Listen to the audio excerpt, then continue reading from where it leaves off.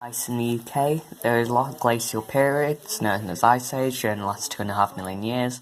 During the last one, in the Devonian period, 25,000 years ago, large parts of the UK were covered by massive ice sheets. Ice is a powerful force and responsible for sculpting and shaping some of the most dramatic physical landscapes in the UK.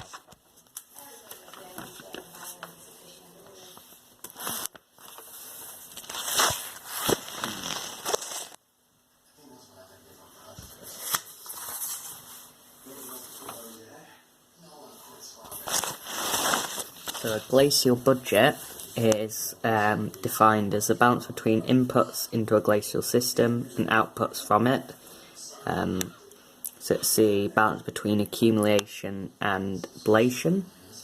So glacial budget, glaciers can advance or retreat. Most are now retreating due to global warming and climate change.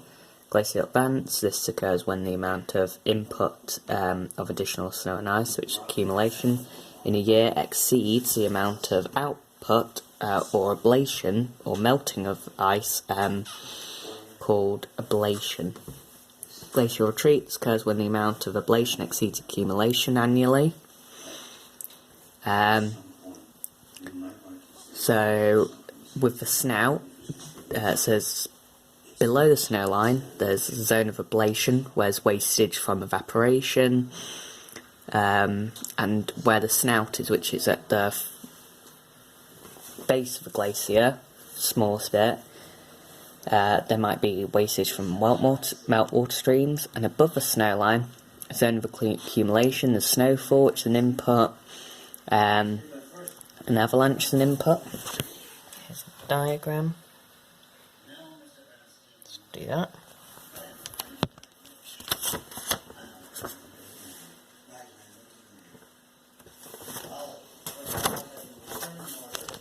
Accumulation is greatest in winter.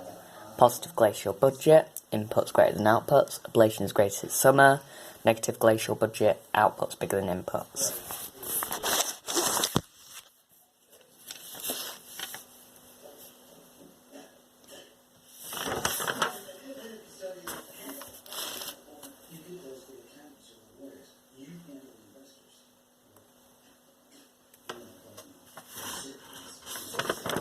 So freeze-thaw weathering, meltwater or rain fills a crack during the day, and when temperatures above 0 degrees, at night cools below 0 degrees, water freezes and expands, its volume increased by 9%, the crack is widened, and then during the day, again it melts and it keeps repeating and it seeps down and it causes a piece of sharp angular rock called scree, or fragments, to break off.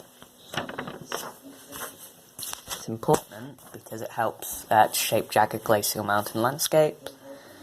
Rocks become weakened by freeze-thaw weather, making it easier for them to be eroded by glaciers. Piles of large angular rocks called scree collect at the foot of the mountain slopes. These fragments become powerful erosion tools when trapped under moving glaciers. Erosion. The weight of the ice in a glacier makes it move downhill and advance, eroding the landscape as it goes.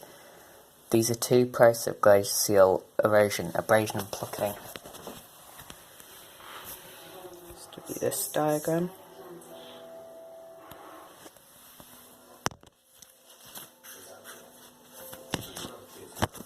Plucking. The glacier tears away blocks of rocks from the valley sides and floor that have become frozen into its base and sides. Ice melts and freezes around the rocks and plucks them away as the glacier moves forward, downhill, under the force of gravity. Plucking occurs when meltwater at the base of the base, back, or sides of a glacier freezes into a rock. As the glacier moves forward, it pulls pieces off. Rock out. Abrasion, angular rock, so scree, from freeze-thaw weathering or plucking, that have become embedded in the glacier grind away at the surrounding landscape surface. What's called the sandpaper effect. Rocks have been carried by glacier, scratch, smooth and polish the underlying land over which they are dragged. Deep scratches in polished rock surfaces are called striations. These run in the direction of the ice flow and are still visible in the UK today because they're so deep.